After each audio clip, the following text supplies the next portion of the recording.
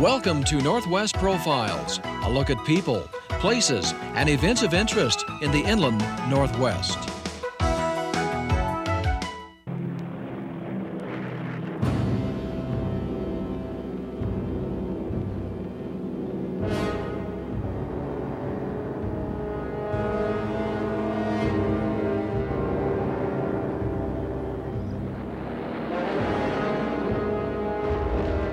With this lightning raid into Poland by the powerful German army in the late summer of 1939, the devastating war known as World War II had begun.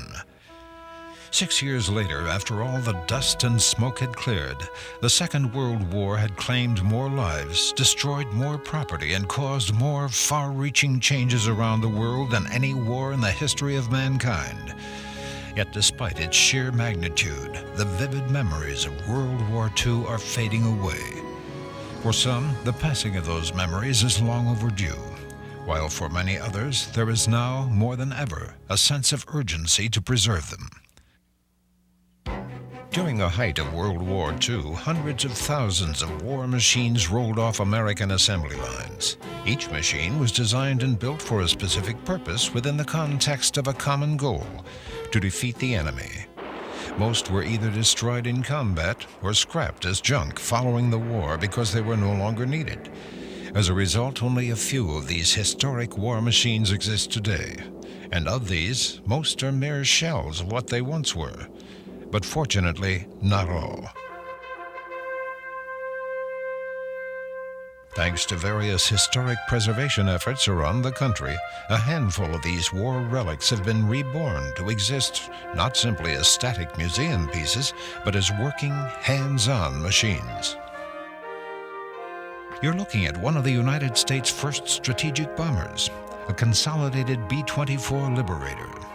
This particular plane, built in 1944, was just one of over 18,000 B-24 bombers built during the war. Now it's the last of its kind still flying.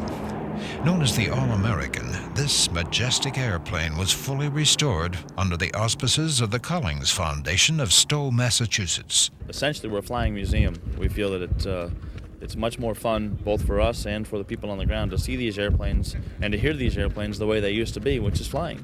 And when you go to a normal museum, you see an airplane sitting there, you don't know what it sounds like, you don't know what it looks like in flight. To see an airplane like this, many people have not seen a real B-24 fly in 50 years, the guys that used to fly them, because there's not a real B-24 flying right now, except for ours. Besides the B-24, the Collings Foundation also restored this Boeing B-17 Flying Fortress. Named the 909, it represents perhaps the most famous of all World War II combat aircraft. The B-17 was actually restored twice. The first time it took about a year and a half to 2 years because it was flying when we got it, but flying as a firebomber. Unfortunately, in '87, it went off the end of a runway and was substantially damaged. We had to restore her just to get her flying again in this condition. Another nonprofit organization dedicated to the preservation of the great warplanes of World War II is the Confederate Air Force. Headquartered in Midland, Texas, the CAF was formed in 1957. Since then, it has restored a remarkable 160 planes, including the popular Sentimental Journey, another vintage B-17 Flying Fortress flown by the CAF's Arizona wing. This airplane was pretty much our showcase airplane. It was purchased by one of the founding members of the Arizona wing and donated to the Confederate Air Force, and was subsequently assigned to the Arizona wing for the restoration and maintenance and display of this aircraft. It is a fairly simple airplane to fly. It just has a few peculiarities that have to be dealt with. But it's just like going back in time to fly these airplanes. B-17's always been special to me because when I was young, watching television, that was one of the airplanes that generated the enthusiasm that made me want to learn to fly. While both the Collings Foundation and the Confederate Air Force concentrate their preservation efforts on World War II flying machines, the Military Preservation Society is interested in restoring vintage Army combat vehicles. One of its more active members is local Spokane resident Vance Smith. At 41 years old, this former Army sergeant began restoring war vehicles at the age of 18. To me, it's a love. I love these things, right? And the love is you get an old veteran, a World War II veteran, that drove these vehicles, and they actually cry, you know, and they reminisce. And they have a love for it, too. I mean, they're getting older, and it's going away. As with any restoration project, whether it's a B-24 Liberator or this 1941 Army ambulance, the process is basically the same. The biggest challenge is finding missing parts. When I start a project, first of all, I find the vehicle or whatever, and I size it up. I go through it and I think about, okay, is it feasibly possible to do this? How hard is it going to be? Where am I going to have to hunt down the parts for this? We have there's a catalog, a supply line that produces that people have list their parts for sale.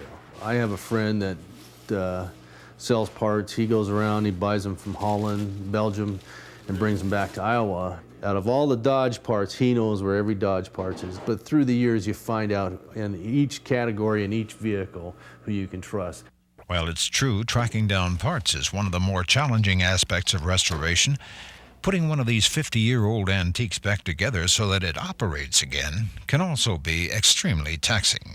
The motto is keep them rolling, right? Anybody can shoot paint on it and park it out there and say, yeah, hey, look at this, you know. But it takes talent to make it run again. I do 90% of all the work, and you're pretty finicky how you want to do it. Most people say, nah, I'm gonna do it this way, right? And you don't want it that way. You want it the way it originally was done, right? So you have to end up doing it yourself. And it's an art to take a vehicle completely apart, every nut and bolt, and lay it on the ground and throw it in buckets and then try to figure out how to put it back together. That's amazing, you know? Over the years, Vance has restored a number of Army vehicles, but of all of them, this rare 1941 Dodge 1/2-ton radio command car remains his favorite. And that was one of my first ones that I ever redid. And when I found it had no motor, had no running gear. All the running drivetrain was completely, and it was sitting, this portion was sitting on wheels. That was it. There was a frame under it and this hunk of body, but as far as that, virtually everything else was gone. Biggest challenge, I think, was finding the top bows. That was everybody told me I'd never find the top bows for this rig. And it was by chance that I found them. I mean, it was a simple phone call and joking around. I joked with a guy in Hawaii, and he goes, what do you need? And I said, well, a set of top bows for a 1/2-ton command car. And he says, well, I think I got a set. And he did.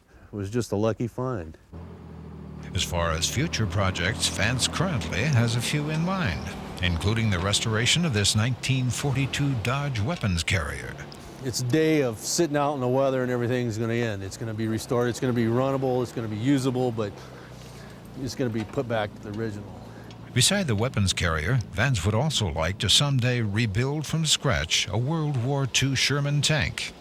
However, after suffering a recent heart attack, he may have to slow down a bit. Or will he? Oh yeah, I had my heart attack and I thought about giving it all up, but I can't. Somebody has to be out there to save this stuff. It's like the person that they save the dogs and the deer, and you know, I mean, I save Army trucks. I try to save their life. The preservation efforts of individuals like Vance Smith and organizations like the Confederate Air Force and the Collings Foundation are very important. Important because their work gives substance to a piece of our nation's history we're either too young to remember or old enough to never forget. We get a lot of people trying to close out a part of their past, perhaps. They had relatives that were killed on the airplane. And it means a little bit something different to everybody that looks at it. Some it's just pure joy, to some there's a little bit of sorrow in there with it, but it means a little something different to everybody. There were so many great experiences in it. There were the hazardous times, and you get the memory of that flak coming up and the occasional fighter. But more you think of the crew, the comradeship, the crews were very tight. Kind of brings little boy tears to the back of your mind, you know? Probably the biggest memories is the trip to Poletsy, which is up near Russia, and it was a 10-mile flight, and we came home on 3 engines, and when we landed, we were so near out of gas, we only had 1 engine to taxi off the runway with. Brings back a lot of good memories. And a lot of bad ones, but Mostly the good ones is what you remember.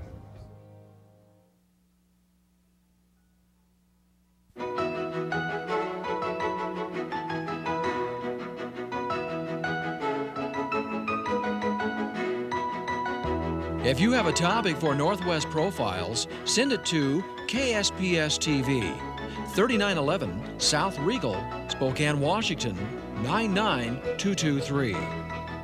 Northwest Profiles is a presentation of KSPS Public Television.